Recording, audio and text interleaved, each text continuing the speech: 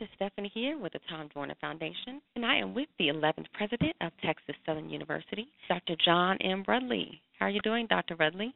Good morning, Stephanie. Good morning. And so as President of Texas Southern, what has been your vision to ensure excellence and achievement for students? Well, I always say that our children should have the same quality education as any other child in any other city in the United States or country, as a matter of fact. That is my goal. Excellence and achievement is to make sure that they get an opportunity to get a quality education. And they take that quality education and they can go into the job market and compete with anyone. That's the achievement part. I want them to be very successful in the workplace.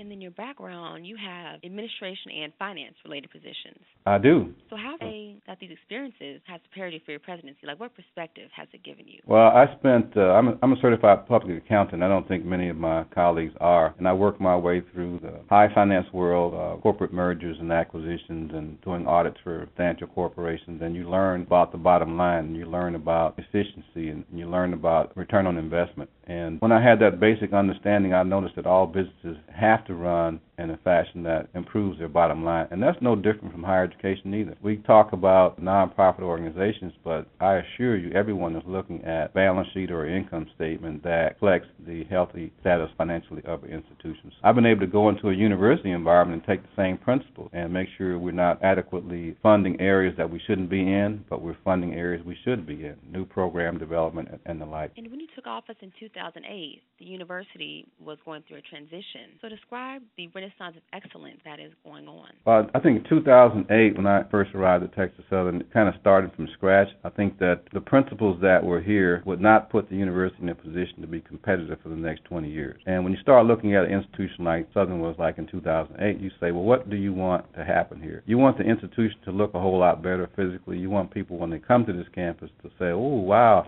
this is a great place to send my kid. And so we did the work necessary to make our facilities very presentable. Then you also want to make sure you have academic programs. And if you have academic programs that are not unique, you should get some that are unique. And so we were able to add new programs such as the Airway Sciences program, where we are teaching African-American kids, Hispanic kids, how to be airplane pilots. We also added a maritime transportation safety and security program, because here in Houston, we have one of the largest ports in the world, and there are jobs out there, and we wanted our students to be able to be available and in the pipeline to have those jobs, and so we have that program created. So new programs attract students to your institution so they can be competitive, like I said, for the next 20 years. We also are upgrading our engineering programs, and so we're going to start a petroleum and natural gas engineering program, because here in Houston, we are the oil and gas capital of the world, so we expect to upgrade our academic programs to meet the needs of the future. So that's what we did. We basically built upon a legacy of having a wonderful law school here, the Thurgood Marshall Law School, and having a wonderful pharmacy program, which graduates about 96% or 99% of those students pass the licensure examination on the first cut. So taking our long-term look, we added academic programs, and so from 2008 to 2014, we're positioned well to be competitive. And the student perspective, how has that changed?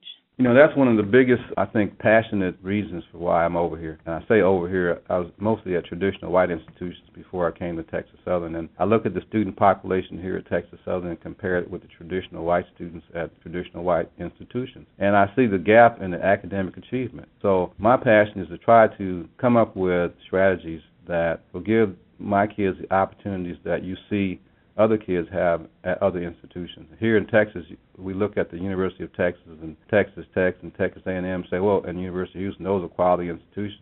And here we are at Texas Southern. So I wanted to make sure the kids who are not going to those other institutions are able to come to Texas Southern University and get a quality education, and that has been my passion.